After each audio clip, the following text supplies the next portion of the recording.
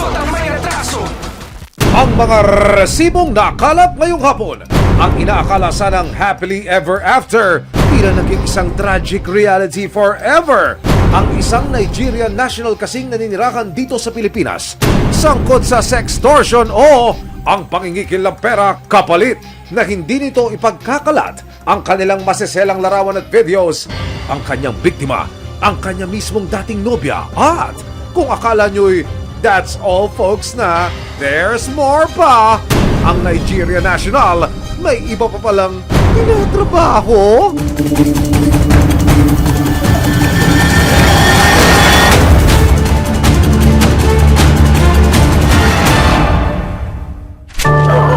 Si Bantay for sale? Pero hindi na siya buhay, pinarte-parte na at ibinebenta bilang lutong putaki pa, de lechon o pira-piraso. Take your pick nga raw, whole leg, thigh or feet. Ay, ilang aso po yan? Isa lang po iyan. Isa lang po, pero walo ang paa. Positive. Baba na. Ang maaksyong paghuli sa mga kumakatay kay Bantay, abangan mamaya!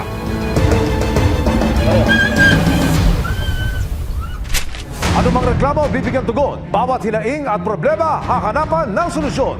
Ito ang bago ninyong sandigan, hindi palalampasin ang mga tiwali at maling gawi. Dito, walang ligtas ang abusado at lalong walang lusot ang may atraso. Dahil ang lahat, hakanapan natin ang resibo. Magandang hapon, ako po si Emil Sumangil.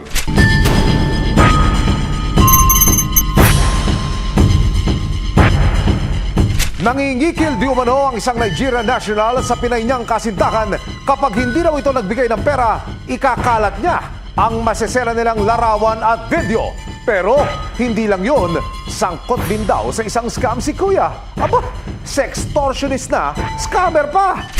November 2023 nang makilala ni alias Andrea, 40 anyos, si Nicolas Obidigwe, isang Nigerian national na naninirahan sa Pilipinas. Paano kayo naging magkasintahan nitong akusado? Pagka nag-i-e-bike ako, parang meron na ako nakikitang, ay may naglilipat. Hanggang sa pinakilala na lang siya sa akin nung mga kakilala ko rin. Nung una, nagbabanding-banding kami hanggang sa dumating na sa punto na naging official. Ang kanilang relasyon naging ikangay smooth as sailing, pero di nagtagal, dumaan sa rough patch ang kanilang pagsasama. Minsan di nyo inisip na gagawa ng masama ito sa inyo? Hindi po kasi nung una okay naman po yung samahan namin. Aha. Sa pagtagal ng panahon, syempre lalabas yung tunay na kulay. Dumating sa puntong si Nicholas, marami na raw kinakausap na iba't ibang babae. Huwag daw akong magagalit kapag meron ako nakita na meron siyang kachat na iba. Hanggang sa nagbunga ang kanilang pagsasama, pero si Nicholas ayaw maging daddy. Ano po rin naging reaksyon nitong tao? Nagagalit po siya sa akin. Bakit to? Kasi ang naging usapan namin, hindi walang bata. Sinisisi niya po kung bakit ako nabuntis. Sabi niya, you put that on yourself. Dala raw ng labis na stress, nakunan si Andrea sa kanyang dinadala. Gaano kasakit ito? Sobrang sakit po kasi wala siyang pakialam dun sa bata. Parang dumi lang yung bata na lalabas. Dun po lalong nag-trigger po yung depression. Yes, ma'am. Masakit po kasi anak ko yun. Susunod! Ang di umano'y hut-huterong karelasyon ni Andrea, may ibubulgar pang matinding sekreto. Doon niya inamin na, babe, ang duming scam. Abangan mamaya, si Bantay for sale, pero ang catch, pira-piroso na at ang isa, nilitsyon pa. May aksyon, may ebidensya, resibo, walang lusot ang may atraso. May aksyon, may ebidensya, resibo, walang lusot ang may atraso.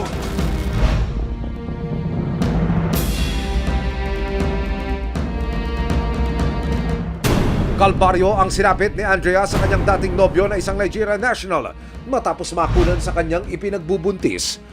Nagdesisyon si Andrea na makipaghiwalay na sa kanyang foreigner boyfriend, pero imbis na ibigay ni Nicholas ang kalayaan ni Andrea, nagsimulang hut-hutan ni Nicholas si Andrea kapalit na hindi nito ipagkakalat ang kanilang maseselang larawan at videos. Nako Andrea, naloko na! Ano po ang nagtulak sa inyo para ho i-report ito sa mga otoridad? Sabi niya meron daw siyang mga videos. Meron ho ba kayong alam na private videos ninyo na hawak niya? Yun po yung hindi ko alam kasi yun po yung pinaniniwalaan ko. Kumbaga patong-patong na po yung mga emotional blackmail na ginagawa niya po sa akin. Wala nang sinayang na oras si Andrea at agad idinulog sa National Bureau of Investigation, Cybercrime Division, ang kanyang reklamo. Chief, unang-una, paano niyo ho nalaman itong kaso na ito? Sa kwento ng ating complainant, tinitreaten siya nung kanyang ex-boyfriend na Nigerian na i-expose nito yung kanilang intimate activity. As insisted by the Nigerian, nagbigay ang ating complainant ng certain amount. August 30, 2024, ikinasa na ang isang entrapment operation para madakip ang dating boyfriend ni Andrea. Nung nalaman namin na may scheduled na sila, kung saan ang meet up, kung saan ang bigayan, yun yung date na yun, in-schedule din namin yung entrapment operation namin. Kasama ang resibo, bumiyahe ang National Bureau of Investigation, Cybercrime Division patungong Imus, Cavite. Sa subdivision na ito, 2 Nigerian nationals ang kanilang dinatnan. Posas, posas, posas. Put your hands on your head. Put your hands on your head. Posas, posas. They're the operatives of the National Bureau of Investigation, Cybercrime Division. You are under arrest. Si Nicholas at ang ilang mga kasamahan nito sangkot din daw sa pang-i-scam ng maraming Pilipino. Meron kaming pinuntahan na faith healer. Doon niya inamin na, babe, ang duming scam. Nang imbestiga ng NBI, napag-alamang sangkot di umano si Nicholas sa tinatawag na 419 scam na sinimulan ng isang grupo na Yahoo Boys. Susunod! The victim is your former girlfriend. I never asked her any money. I'm not threatening her. Tindera ng chop-chop ng mga karne ng aso, natimbog ng mga otoridad. Ay, ilang aso po yan? Isa lang po iyan. Isa lang po, pero 8 ang paa. May aksyon, may ebidensya, resibo, walang lusot ang may atraso. May aksyon, may ebidensya, resibo, walang lusot ang may atraso.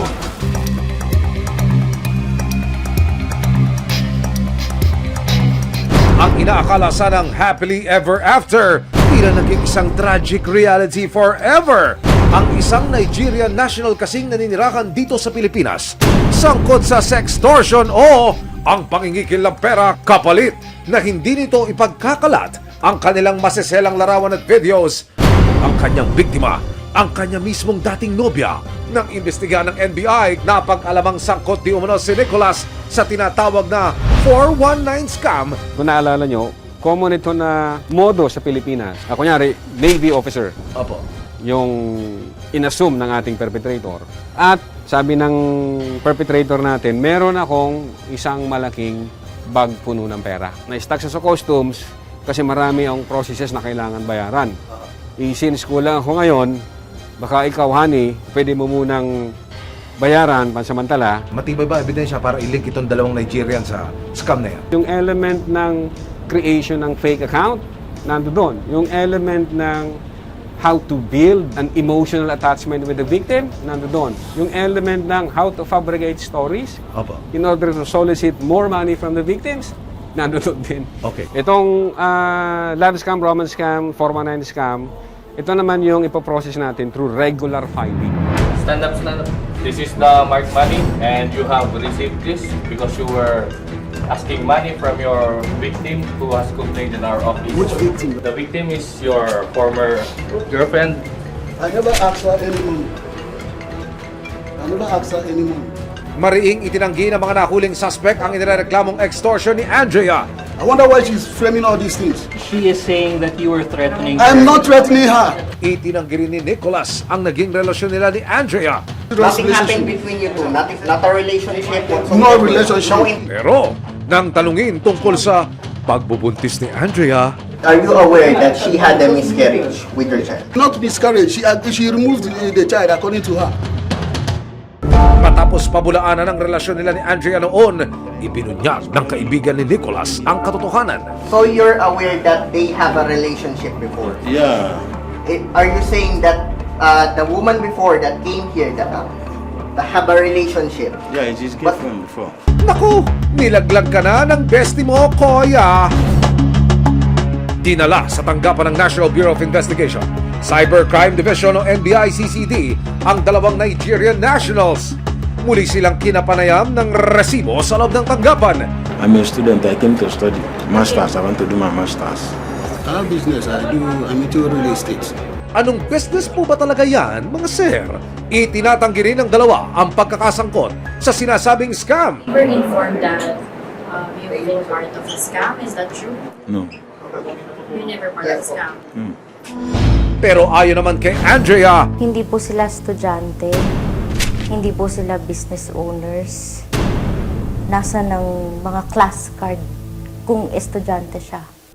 kasalukuyan silang nakaharap sa mga kasong robbery, extortion, grave coercion, violation of RA 9262 or the Anti-Violence Against Women and Their Children in relation to RA 10175 or the Anti-Cybercrime Law. Sakaling mapatunayang nagkasala, maaaring maharap sa 10 taon hanggang 40 taong pagkakakulong ang mga akusado. Patuloy pa rin ang gagawing investigasyon sa mga kasong di umano'y kinasasangkutan ng dalawa. Ito ba'y sisipahin ka agad palabas ng bansa? Meron kaming protocol na kapag foreigner yung involved, i-turn over namin sa immigration after ng process rito yung kaso niya. Aha. And then yung immigration naman, since dahil may kaso siya, definitely that's an obvious form of being an undesirable alien. Aha.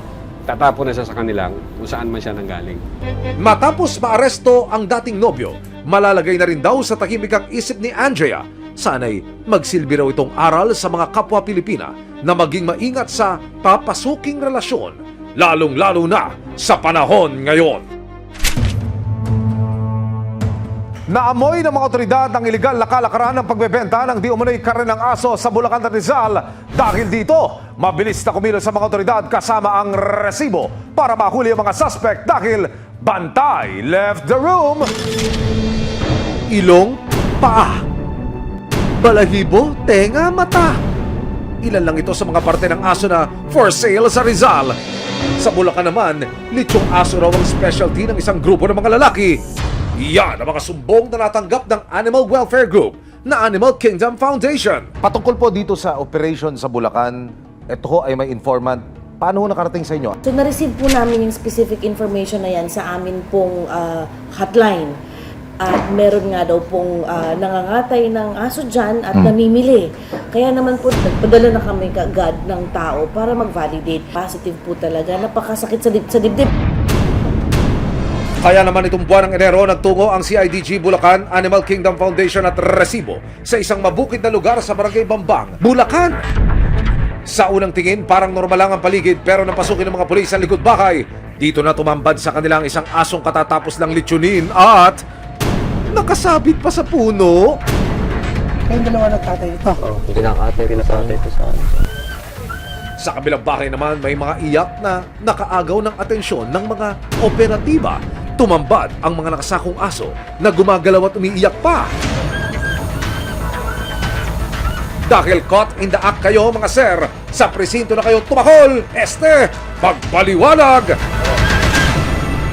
Ilang aso sumatotal, attorney, ang na-recover, ang na-rescue? Ilan ang buhay at ilan ang patay? Unfortunately for that case, sir, isang patay na aso po yan ang ating na-recover dyan. Aha. No? Sa kaso ho ng mga asong naililigtas, saan nyo po ito dinadala? Dinadala po natin ang mga asong naliligtas sa ating Rescue and Rehabilitation Center sa Capas Tarlac po ito.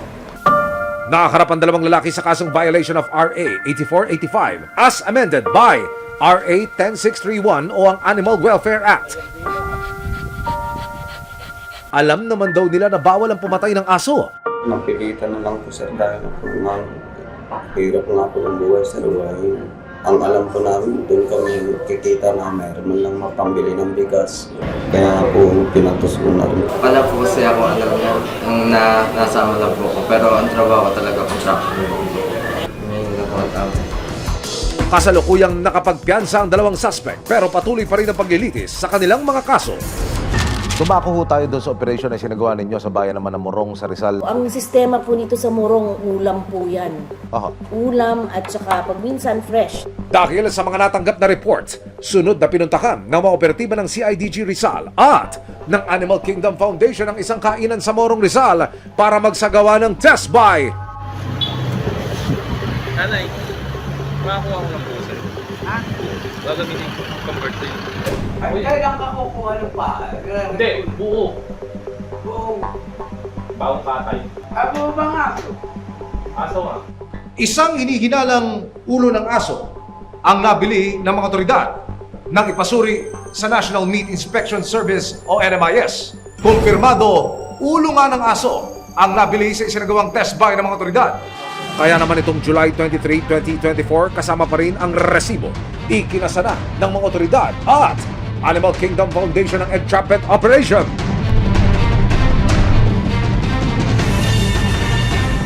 Pagdating sa lugar, bumaba ang dalawang asset na siyang bibili kuno ng karne ng aso. Maya-maya pa, isang tawag ang natanggap ng mga pulis. Hudyat para matiglo ang mga suspect. Positive. Baba na. Go na.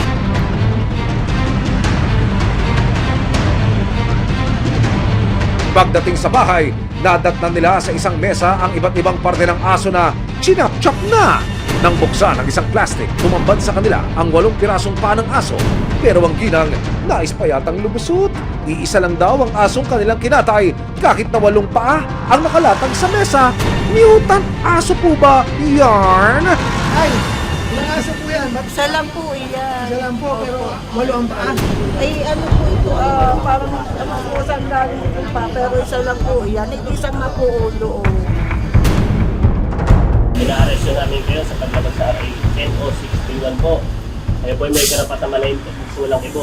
Matapos mabasakan ng kanilang mga karapatan, ang misis may kakaibang request. Asawa na lang daw niya ang arestuhin at ikulong. La! Anyari po sa for better or for worse ng inyong samahan. Pero na po, asawa ko na lang po, sir. Wala po na kayo sa amin sa opisina, ano po? Awa na mga po ko, awa nila kung may sakit sa puso, sir. Dinala ang dalawang suspect sa custodial facility ng CIDG Rizal PFU. Nakakarap ang dalawang ginang sa kasong paglabag sa RA 10631 o ang Animal Welfare Act.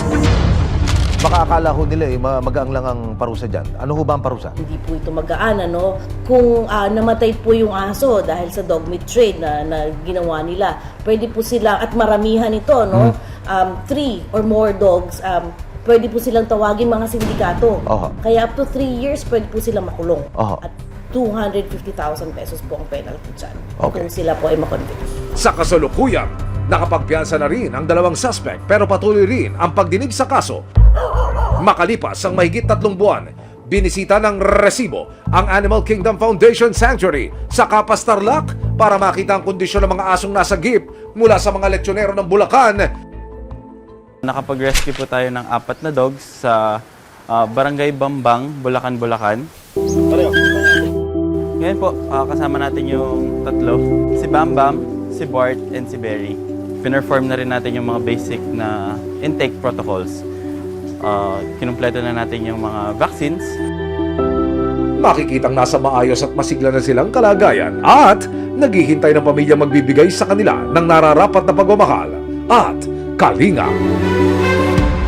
Bakit ho ba ipinagbabawal ang pagkain ng karne ng aso po? So public health po ang issue dito. Pangalawa po, ito po ay mga aso. Sila po ay hindi mga pagkain or food animals. Sila po ay companion animals, man's best friend. Sila ay ating mga pamilya or members of the family. Kaligtasan ang tanging hangad ng mga otoridad sa bawat pagtiklo sa mga sangkot sa pagkakarne ng mga aso. Walang tatangkilik kung walang magtitinda. Nariyan ang ngipin ng batas para masigurong ligtas ang mga itinuturing ng miyembro ng maraming tahanan.